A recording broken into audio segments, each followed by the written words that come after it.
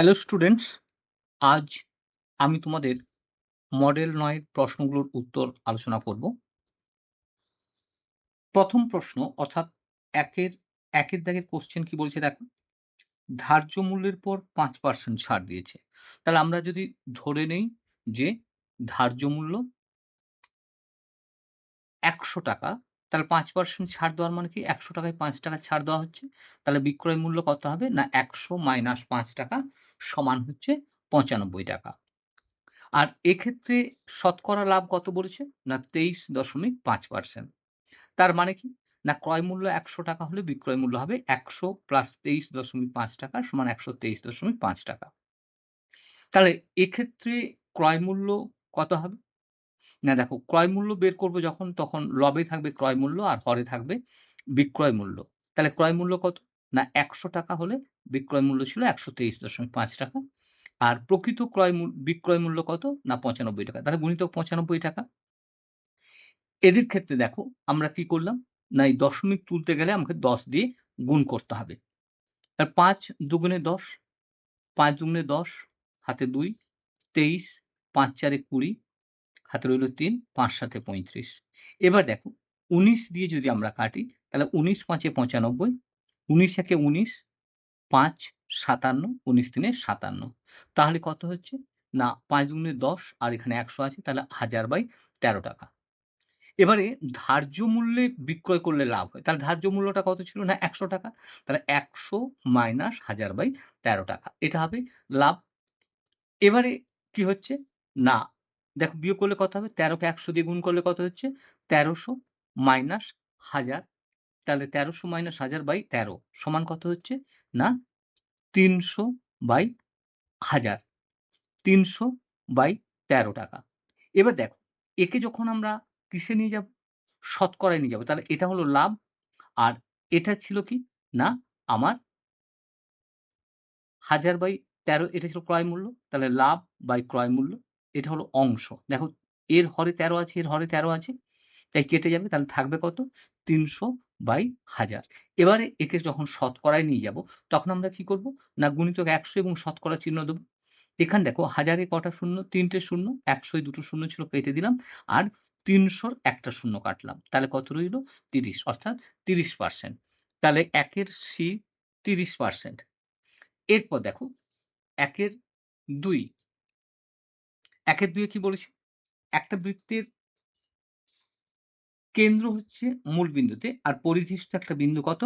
না -৫ এবং ১২।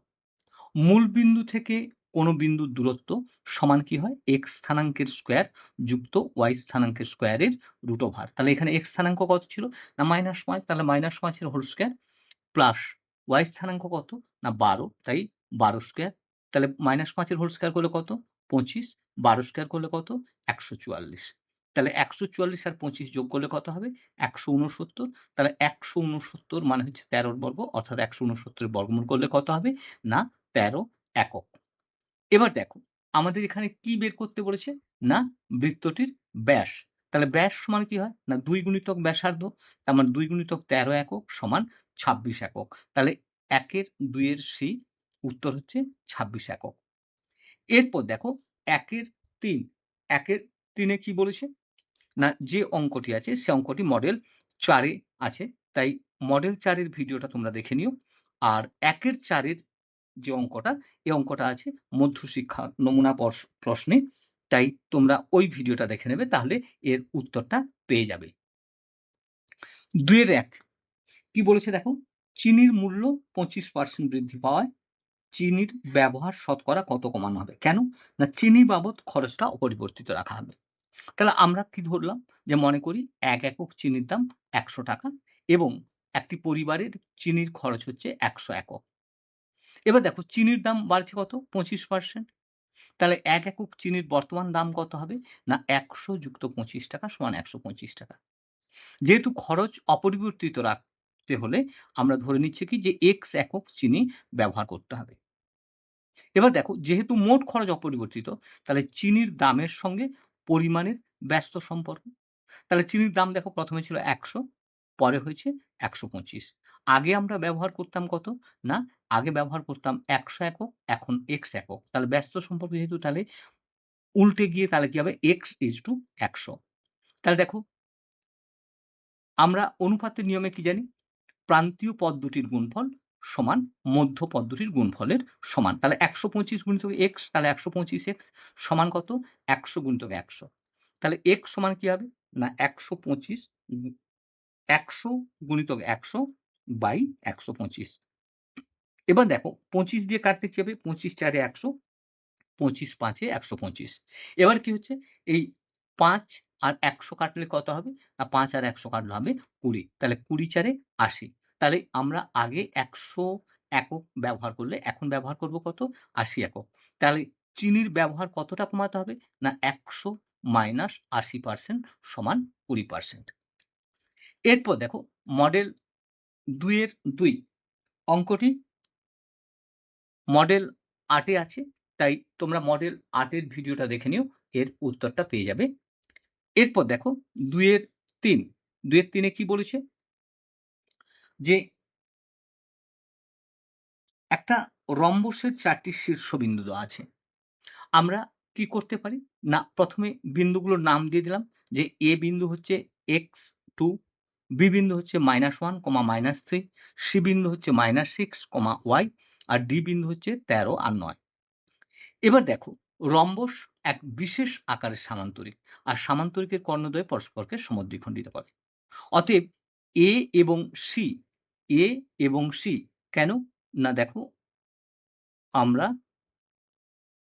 যদি এইভাবে রম্বসটা নেই এ বি সি ডি তাহলে এ সি এর মধ্যবিন্দু এবং বিডি এর মধ্যবিন্দুটা একই হবে। তাহলে এসি ও বিডির মধ্যবিন্দু একই হবে। তাহলে এসির মধ্যবিন্দু কত? না এসির মধ্যবিন্দুর এক্স স্থানাঙ্ক হচ্ছে দেখো তাহলে এক্স প্লাস মাইনাস 6 তার মানে x মাইনাস 6/2 আর y স্থানাঙ্ক কত হচ্ছে? না দেখো 2 আর বিডির x স্থানাঙ্ক কত হবে? না বিডির দেখো -1 আর এখানে আছে 13 তাহলে -1 প্লাস 13/2। এবারে এসির y স্থানাঙ্ক কত হবে? না 2 প্লাস y/2 আর বিডির y স্থানাঙ্ক কত? না -3 প্লাস 9/2। দেখো এখানে ২ ২ কাটলো তাহলে কি থাকছে? x minus 6 12। তাহলে x কত? 12 আর 6 যোগ করলে কত হবে? না 18। আর এখানে দেখো হর থেকে ২ ২ কাটলো তাহলে 2 প্লাস y হচ্ছে ৯ থেকে ৩ বাদ গেলে ৬। তার মানে y কত হবে? না ৬ বিযুক্ত ২ সমান ৪। এবার দেখো আমাকে কি দেখাতে বলেছে? না x মাইনাস 4y 2। তাহলে x মাইনাস 4y কত? x এর মান হয়েছিল 18 মাইনাস 4 গুণিতক y এর মান কত আছে? না y এর মান আছে 4। তাহলে কি হবে? না 4 গুণিতক 4 তাহলে 18 বিযুক্ত 16 সমান কত হলো? 2। এরপর দেখো যে ২ এর ৪, ২ এর ৪ এ কি বলেছে? একটি আয়তক্ষেত্রের কর্ণের দৈর্ঘ্য ১৭ সেমি আর পরিসীমা ৪৬ সেমি। আমরা ধরেছি কি যে আয়তক্ষেত্রের দৈর্ঘ্য ও প্রস্থ যথাক্রমে a সেমি ও b সেমি। তাহলে এটা a, এটা b আর কর্ণ বলেছে ১৭। তাহলে কি হচ্ছে? আমরা কি জানি? দৈর্ঘ্য স্কয়ার প্লাস প্রস্থ স্কয়ার সমান কর্ণ স্কয়ার। তাহলে a square plus b square ১৭ square সমান ২৮৯। একে আমরা ১ নম্বর দিলাম। এরপর দেখো কি বলেছে? পরিসীমা ৪৬ সেমি। পরিসীমা মানে কি? ২ গুণিতক দৈর্ঘ্য যুক্ত প্রস্থ। তার মানে ২ গুণিতক a প্লাস b সমান ৪৬। তার মানে a প্লাস b সমান কত হবে? ৪৬/২ সমান ২৩। তাহলে a plus b whole square সমান কত? ২৩ এর স্কয়ার। এবার দেখো ২৩ কে ২৩ দিয়ে গুণ করে নিতে পারো। আর কেউ যদি বর্গের নামটা জানো তাহলে কোনো অসুবিধা নেই। দেখো ২৩ ৩ ৬৯, ৬৯ এর ৯ হাতে রইল ৪, ২৩ দুগুণে ৪৬ ২৩ ৩ ৬৯ ৯ হাতে রইল ৬, ২৩ দুগুণে ৪৬ ৬ ৫২। তাহলে কত হলো? ৫২৯। এবার দেখো a প্লাস b এর হোল স্কয়ারকে ভাঙালে কি হবে? না a square plus b square plus 2ab is equal to ৫২৯। তাহলে 2ab ইজিক্যাল টু কত? না ৫২৯ minus a square plus b square. এবার a square plus b square এর মান কত আছে? না ২৮৯। তাহলে ab এর মান কত হবে তাহলে? দেখো ৯ থেকে ৯ বিয়োগ করলে কত? ০। ১২ থেকে ৮ বাদ গেলে কত? ৪। আর এখানে রইল ৪, ৪ থেকে ২ বাদ গেলে ২। তাহলে ২৪০/২ কাটাকাটি করলে কত হবে? ১২০। তাহলে আয়তক্ষেত্রটির ক্ষেত্রফল কত হবে? না ১২০ বর্গ সেন্টিমিটার। এরপর দেখো 2-এর 5, 2-এর 5-এর এই যে অঙ্কটি এটা হচ্ছে মডেল 3 তে আছে। তাই তোমরা মডেল 3 র ভিডিওটা একটু দেখে নিও। ওখান থেকে উত্তরটা পেয়ে যাবে। এরপর দেখো 3-এর 1, 3-এর 1 এ কি বলেছে? না 3-এর 1 এ বলেছে দেখো একটা জয়ন্তবাবু একটা টেলিভিশন সেট 10% লাভে বিক্রি করেন। তাহলে আমরা ক্রয় মূল্য যদি X টাকা ধরি, তাহলে 10% লাভের অর্থ কি? ক্রয় মূল্য ৳১০০ হলে বিক্রয় মূল্য ১০০ + ৳১০ সমান ৳১১০। তাহলে এক্ষেত্রে টেলিভিশনটির বিক্রয় মূল্য কত হবে? না দেখো বিক্রয় মূল্য বের করতে চাইছি মানে বিক্রয় মূল্যটা থাকবে লবে আর ক্রয় মূল্য থাকবে হরে। তাহলে ১১০/১০০ গুণিতক X টাকা গুণিতক X টাকা। তাহলে একটা শূন্য কাটলো। তাহলে কি হবে? ১১x/10 টাকা। এবারে বলেছে দেখো ক্রয় মূল্য 10% কম হলে। তাহলে ক্রয় মূল্য কত হবে তাহলে? না দেখো ক্রয় মূল্য 10% কমার অর্থ কি? ৳১০০ র জিনিসটা এখন ৳৯০ পাওয়া যাবে বা ক্রয় মূল্য ৳৯০ হবে। তাহলে এবারে আমরা ক্রয় মূল্য যেহেতু বের করতে চাইছি তাহলে ক্রয় মূল্যটা লবে থাকবে। বর্তমান ক্রয় মূল্য কত? ৯০, পূর্বের ক্রয় মূল্য কত? ১০০ আর আগের ক্রয় মূল্য কত ছিল? না প্রকৃত ক্রয় মূল্য ছিল X টাকা। তাহলে কাটাকাটি হলে কি হবে? ৯০ এর একটা শূন্যের সঙ্গে ১০০ শূন্য কাটলো। তাহলে কি হবে? না 9x/10 টাকা। এবার দেখো দ্বিতীয় ক্ষেত্রে কি বলেছে? দ্বিতীয় ক্ষেত্রে লাভ হচ্ছে 20%। তার মানে কি? ক্রয় মূল্য ৳১০০ হলে বিক্রয় মূল্য ৳১২০। তাহলে দ্বিতীয় ক্ষেত্রে বিক্রয় মূল্য কত হবে? না ১২০/১০০ গুণিতক 9x/10। দেখো ১২০ র শূন্যর সঙ্গে ১০ এর শূন্য কাটলাম। তাহলে ১২ কত? ১০৮x/১০০ টাকা। এবার আমাদের শর্ত কি বলা আছে? যে দ্বিতীয় ক্ষেত্রে বিক্রয় মূল্য হচ্ছে ৳১৮০ কম। তাহলে পূর্বের বিক্রয় মূল্য কত ছিল? পূর্বের বিক্রয় মূল্য ছিল 11x/10 তাহলে 11x/10 মাইনাস বর্তমান বিক্রয় মূল্য কত? 108x/100 সমান কত? 180। তাহলে এবার দেখো লসাগু কত হবে? না লসাগু হচ্ছে 100 তাহলে ১০ দিয়ে ভাগ করলে কত হবে? ১০ ১১ দশে কত? ১১০x মাইনাস 108x/100 180। তাহলে দেখো ১১০ থেকে ১০৮ বিয়োগ করলে কত হবে? না 2x, 2x কত? না ১৮০ গুণিতক ১০০ তাহলে x কত হবে? না ১৮০ গুণিতক ১০০/২। এবার ২ এর সঙ্গে ১৮০ কাটলে কত হবে? ৯০, ৯০ কে ১০০ দিয়ে গুণ করলে কত হবে? না ৯০০০। তাহলে টেলিভিশনের ক্রয় মূল্য কত হলো? না ৳৯০০০। ৩ এর ২ কি বলেছে দেখো এক পুস্তক প্রকাশক উৎপাদন ব্যয়ের উপর ৩০% দাম বাড়িয়ে একটা বইয়ের দাম ছাপেন ৳২৮৬। তাহলে উৎপাদন ব্যয়ের উপর ৩০% দাম বাড়িয়ে ধার্য মূল্য ছাপেন। অর্থাৎ কি? উৎপাদন ব্যয় ৳১০০ হলে ধার্য মূল্য হবে কত? না ১০০ প্লাস ৳৩০। ধার্য মূল্য হবে ১০০ প্লাস ৳৩০ সমান ৳১৩০। তাহলে এবার দেখো ধার্য মূল্য ৳১৩০ হলে উৎপাদন ব্যয় কত? ৳১০০। তাহলে ৳১ হলে কত হবে? না ১০০/১৩০ আর ৳২৮৬ হলে কত হবে? না ১০০/১৩০ গুণিতক ২৮৬। এবার দেখো ১০০ র শূন্যর সঙ্গে ১৩০ এর শূন্য কাটলো। ১৩ দিয়ে ২৮৬ কে কাটলে কি হবে দেখো ১৩ দুগুণে ২৬ হাতে রইল ২ এখানে ২৬ তাহলে ১৩ দুগুণে ২৬ তাহলে ২২ গুণিতক ১০ সমান ৳২২০। এরপর দেখো দোকানদার কি করেছে? না ১০% ছাড়ে বইটি বিক্রি করেছে। তাহলে ১০% ছাড়ে বই বিক্রি করছে। তার মানে বইটির বিক্রয় মূল্য কত হবে? না ৯০/১০০ ইন্টু ৳২৮৬। এবার দেখো ৯০ এর একটা শূন্যের সঙ্গে একটা শূন্য কাটলো। ৯-৬ ৫৪ ৪ হাতে রইল ৫, ৯-৮ ৭২, ৫ ৭৭ ৭ হাতে রইল ৭, ৯ দুগুণে ১৮ ৭ ২৫/১০ সমান কত হবে তাহলে? ৳২৫৭.৪০ বা ৳২৫৭.৪০ তাহলে লাভ কত? না দেখো আমার বিক্রয় মূল্য কত হয়েছে? না ৳২৫৭.৪০ আর উৎপাদন ব্যয় কত হয়েছিল? ৳২২০। তাহলে বিয়োগ করলে কত হবে? না ৳৩৭.৪০। এরপর দেখো শতকরা লাভ। শতকরা লাভ মানে কি? লাভ বাই উৎপাদন ব্যয় গুণিতক ১০০ তারপরে পার্সেন্টেজ। তাহলে লাভটা কত হয়েছে? না লাভটা হয়েছে ৳৩৭.৪০ আর উৎপাদন ব্যয় কত? ৳২২০ গুণিতক ১০০ এবার দেখো দশমিকের পর দুটো অঙ্ক ছিল তাই দশমিক তুলতে গেলে হরে ১০০ দিয়ে গুণ করতে হবে। তাহলে এই ১০০ র সঙ্গে এই ১০০ কাটলো। ৩৭৪০ এর শূন্যর সঙ্গে ২২০ শূন্য কাটলো। এবার দেখো 11 দিয়ে যদি আমরা কাটি 11 দুয়ে 22, 11 তিনে 33, হাতে রইল 4, এখানে 4, তাহলে 11 4 এ 44 আর 2 আর 34 কাটলে কত হবে? না হবে 17। তাহলে পুস্তক প্রকাশকের কত লাভ হচ্ছে? না 17% লাভ হচ্ছে। এরপর দেখো 4 এর 1, 4 এর 1 এ কি বলেছে?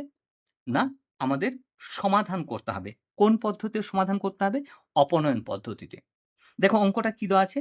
x/2 প্লাস y/3 মাইনাস 8 তার whole square plus 5x/4 minus 3y plus 3 তার হোল স্কয়ার ইজিক্যাল টু 0। তাহলে এটা দুটো পূর্ণবর্গ রাশির যোগফল শূন্য। সুতরাং উভয়ের মান আলাদাভাবে শূন্য হবে।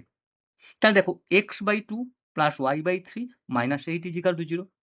এর আমরা লসাগু করলে কত হবে? 2 আর 3 এর লসাগু হচ্ছে 6। তাহলে 3x plus 2y minus 48 is equal two 0 বা 3x plus 2y minus 48 is equal two 0 বা কি হবে? না 3x plus 2y is equal two 48। একে আমরা 1 নম্বর সমীকরণ হিসেবে চিহ্নিত করলাম। এরপর দেখো কি আছে? তাহলে দ্বিতীয় অংশ কি ছিল? 5x/4 minus 3y plus 3 is equal two 0। তাহলে এখানে লসাগু কত হবে? 4। তাহলে 5x মাইনাস 4 3 এ 12y প্লাস 4 3 এ 12 ইজিক্যাল টু 0 বা 5x minus 12y plus 12 is equal two 0।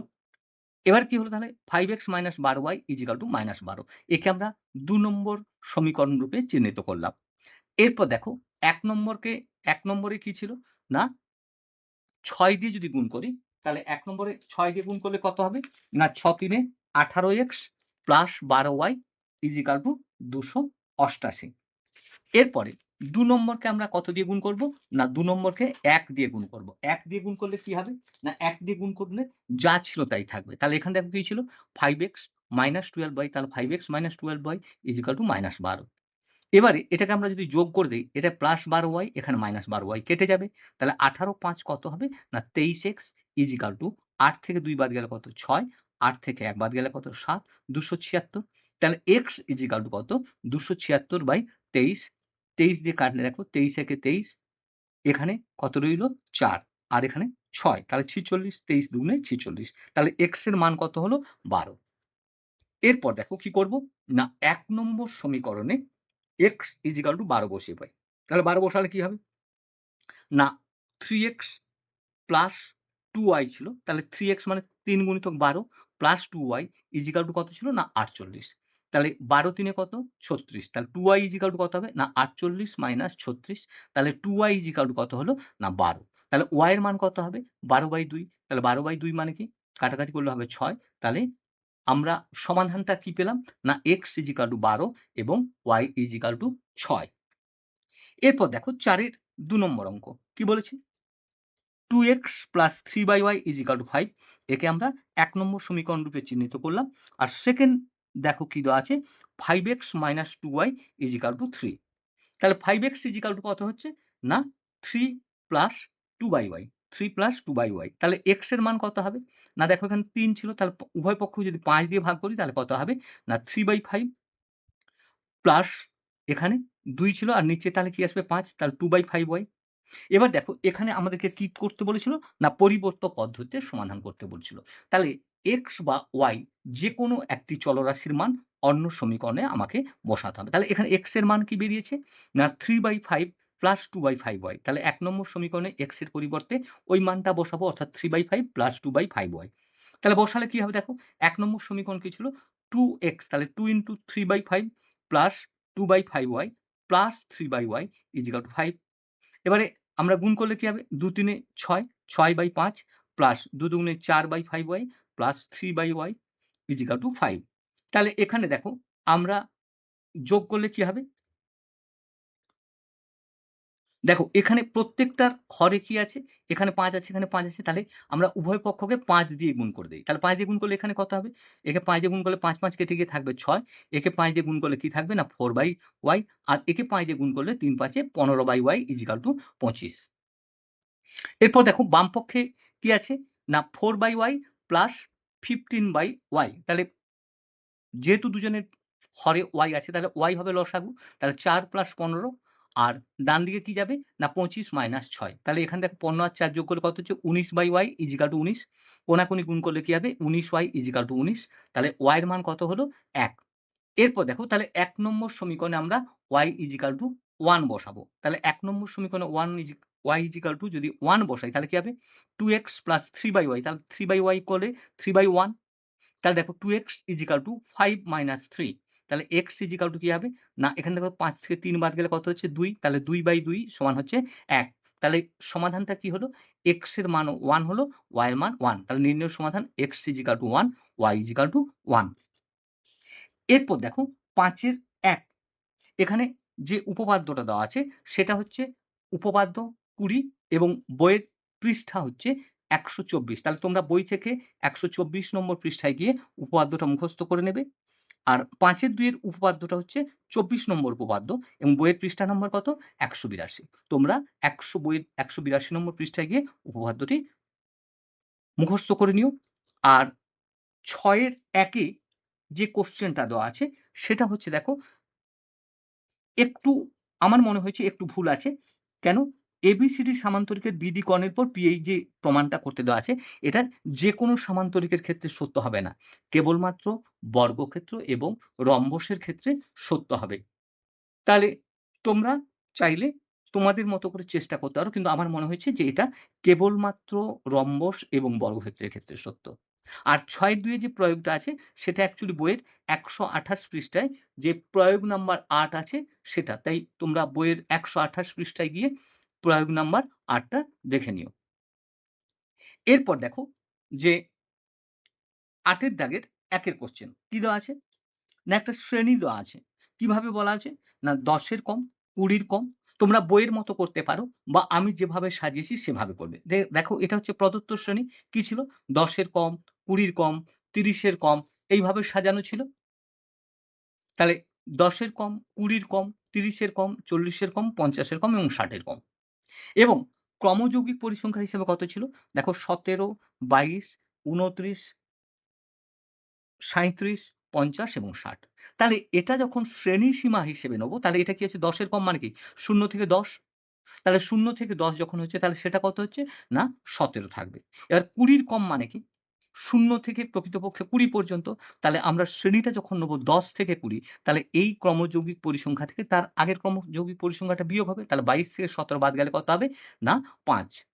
এরপর দেখো বলেছে ৩০ এর কম ছিল। তাহলে ৩০ এর কম মানে কি? ০ থেকে ৩০ তাহলে ০ থেকে ৩০ আমরা না নিয়ে আমরা কি করেছি? ২০ থেকে ৩০ নিচ্ছি। তাহলে ২০ থেকে ৩০ মানে?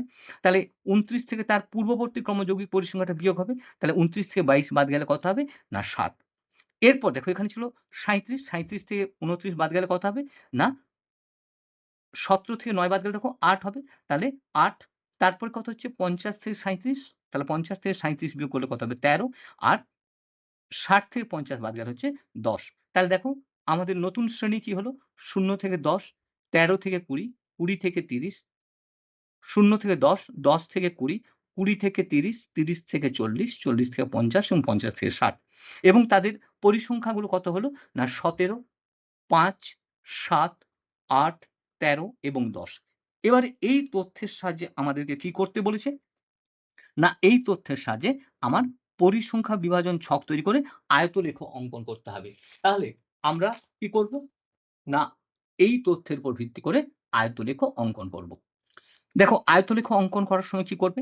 না এই যে গ্রাফ পেজগুলো আছে, গ্রাফ পেজে দেখো যেগুলো সবচেয়ে প্রমিনেন্ট দাগগুলো আছে, সেই প্রমিনেন্ট দাগ একটা থেকে আরেকটা পর্যন্ত হচ্ছে ১০ ঘর। এখান থেকে এটা ১০, এটা থেকে এটা ১০, আর এখান থেকে এটা ১০, এটা থেকে এটা ১০। একটা প্রমিনেন্ট দাগ দিয়ে তোমরা ভূমির সমান্তরালে অর্থাৎ অনুভূমিকভাবে একটা সরলরেখা টানবে এবং উল্লম্বভাবে আরেকটা সরলরেখা টানবে তাকে নাম দেবো কি y ও y ড্যাশ আর অনুভূমিকভাবে যেটা আছে x ও x ড্যাশ। এরপর কি আছে না দেখো এখানে শ্রেণীগুলো কি ছিল ০ থেকে ১০, ১০ থেকে ২০, ২০ থেকে ৩০, ৩০ থেকে ৪০, ৪০ থেকে ৫০ এবং ৫০ থেকে ৬০। এবার প্রথম ক্ষেত্রে দেখো আমাদের পরিসংখ্যা কি ছিল? পরিসংখ্যা ছিল ১৭। তাহলে দেখো আমরা এখানে কি লিখতে হবে? এই কোণাটায় লিখে দিতে হবে যে কোন অক্ষ বরাবর আমরা কোন একক নিয়েছি। এখানে আমরা উভয় অক্ষেই একটা ক্ষুদ্রতম ঘর মানে ১ একক নিয়েছি। অর্থাৎ এই বরাবর যেটা থাকছে সেটা হচ্ছে একেকটা ঘর মানে ১ নাম্বার আর এই বরাবর একেকটা ঘর মানে একেকজন ছাত্র বা ছাত্রী। তাহলে দেখো প্রথম শ্রেণীতে কত ছিল না 17, তাহলে এটার থেকে এটা হচ্ছে বলেছিলাম 10, এখান থেকে একটু হালকা এটা হচ্ছে 5, তাহলে 15, 16, 17, তাহলে এই বরাবর আমরা 10 এর সোজা করে একটা বক্স কাটবো এবং বক্সটাকে তোমরা তোমাদের মতো করে চিহ্নিতকরণ করবে, শেড করতে পারো বা অন্য কোনো নকশা করতে পারো। এরপর দেখো 10 থেকে 20, এটার ক্ষেত্রে কত ছিল না 10 থেকে 20 তে ছিল দেখো 5, তাহলে আমরা এই 5 এর সোজা দাগ করেছি। এরপর 20 থেকে 30 এ কত ছিল না 7, তাহলে এটা ছিল 5, 6, 7, দাগ করেছি। তারপর 30 থেকে 40 এ দেখো কত ছিল না 30 থেকে 40 এ ছিল 8, তাহলে আরো এক ঘর উপরে উঠে গিয়ে এটা বক্স করেছি।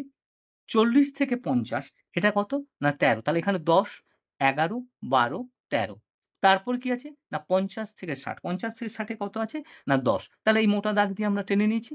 তাহলে এটা হলো কি না আমার আয়ত, দেখো বলেছিল আয়তলেখ অঙ্কন করতে হবে। তাহলে প্রত্যেকটা দেখো আয়তক্ষেত্রাকার হয়েছে। তাই এটাকে বলা হচ্ছে কি যে লেখচিত্র কিন্তু আয়তকার, তাই এটা আয়তলেখ। এরপর দেখো ৮ এর দাগের ২, ৮ এর দাগের ২, এখানে কি বলা আছে?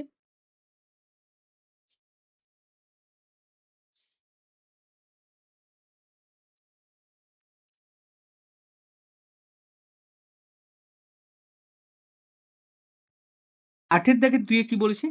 পরিসংখ্যা বহুভুজ তৈরি করতে হবে। তাহলে পরিসংখ্যা বহুভুজ যখন তৈরি করব, তখন আমাদের ১ম লক্ষ্য করতে হবে যে শ্রেণী দৈর্ঘ্য কত আছে।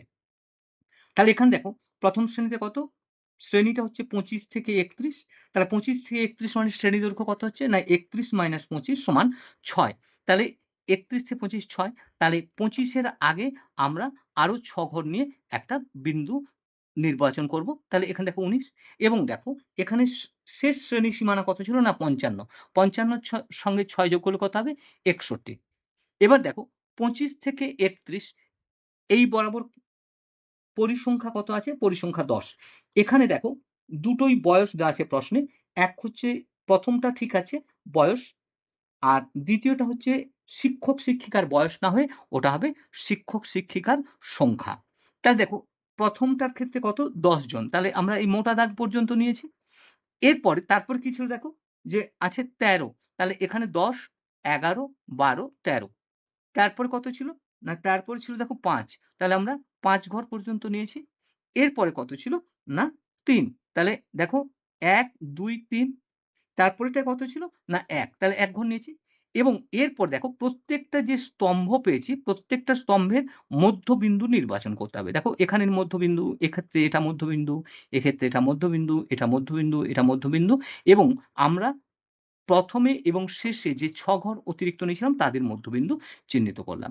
এবারে স্কেলের সাহায্যে এই মধ্যবিন্দুগুলোকে যোগ করে দিতে হবে। যোগ করে দিলে আমরা কি পাবো? না বহুভুজ পাবো। পরিসংখ্যা বহুভুজ পাবো।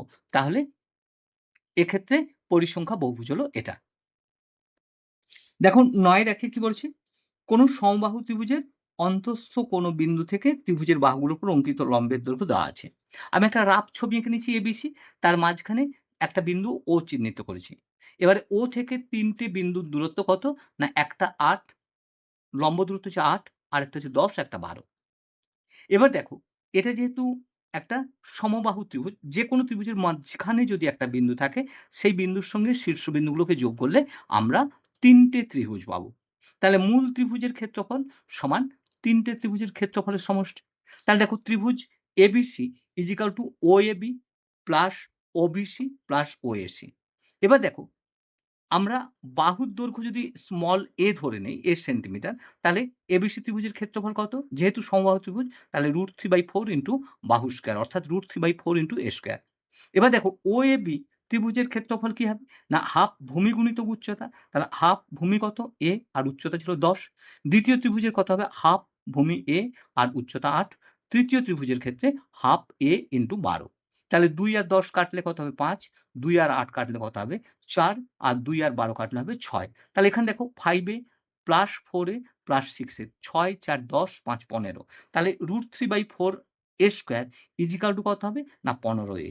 এবার দেখো পরের স্টেপে আমরা কি করলাম? না a স্কয়ার বাই a অর্থাৎ ডান দিক থেকে এটাকে বাম দিকে নিয়ে এলাম। আর তাহলে ডান দিকে কি হবে? না 15 ইন্টু ৪ অর্থাৎ বাম দিকের হরের ৪ টা লবে চলে গেল আর √3 টা হরে এসে গেল। এবার দেখো 15 মানে কি 5 গুণিতক 3। এবার 3 মানে কি না দুটো √3 এর গুণ। তাহলে এখানে √3 কাটলো। তাহলে ৫ 4 এ কত হচ্ছে 20 √3। তাহলে এর মান কত হলো 20 √3। এবার দেখো সমবাহু ত্রিভুজের ক্ষেত্রফল সমান কি ছিল √3/4 ইনটু বাহু স্কয়ার। তার মানে 20 √3 ইনটু 20 √3। এই 4 আর 20 কাটলে কত হবে না 4 5 এ 20। এবার দেখো ৫ আর 20 কত ১০০। এই √3 এই √3 গুণ করলে কত হবে ৩। তাহলে ১০৩ এ কত হলো ৩০০ আর এখানে √3 বসে রইল। তাহলে ৩০০ √3 বর্গ সেন্টিমিটার হলো ত্রিভুজটির ক্ষেত্রফল। এরপর দেখো ৯ এর ২। ৯ এর ২ এ কি বলেছে? ৯ এর ২ এ বলেছে একটি সামান্তরিক আর একটি রম্বসের ক্ষেত্রফল পরস্পর সমান। তাহলে সামান্তরিকের ক্ষেত্রফলের সূত্রটা কি?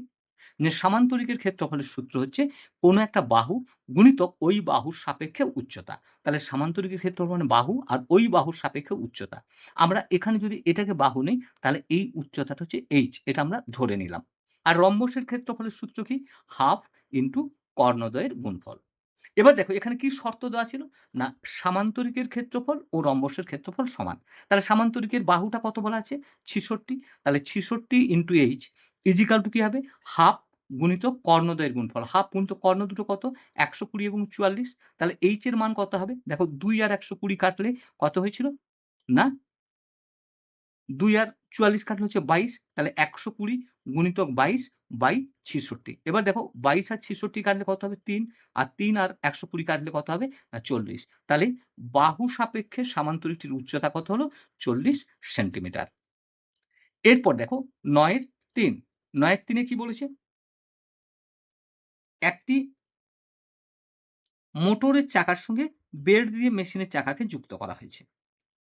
তাহলে কোনো বৃত্তাকার চাকা একবার আবর্তন করা বা প্রদক্ষিণ করার অর্থটা কি না পরিধির সমান দূরত্ব অতিক্রম করা। আর বৃত্তের পরিধির দুটো সূত্র হয়, একটা হচ্ছে 2πr আরেকটা হয় পাই গুণিতক ব্যাস। তাহলে দেখো এবারে মনে করি মেশিনের চাকা 1 সেকেন্ডে x বার ঘুরছে। তাহলে মেশিনের চাকা আর মোটরের চাকা বেল্ট দিয়ে সংযুক্ত। সুতরাং কি হবে নির্দিষ্ট সময়ে তারা একই দূরত্ব অতিক্রম করবে।